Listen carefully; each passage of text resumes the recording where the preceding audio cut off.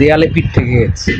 কারণ প্রায় 3 মাস ধরে একই রকমের অবস্থা চলছে, মানে ডেভেলপ তো হচ্ছে না, মানে ডে বাই ডে আমরা পরিস্থিতির দিকে এমন মানে ব্যাক পজিশনে গেছি, বলতে গেলে আজকের বাজারে আজকের দিনে একেবারে দেয়ালে পিঠ থেকে গেছে। সবথেকে বেশি চাপার আমরা নিউ মার্কেট চত্বরে, আমরা যারা এই ট্যুরিস্ট ব্যবসার সাথে মানে বাংলাদেশের সাথে যাদের সম্পৃক্ততা আছে, আমরা খুব বেশি করে চাপা।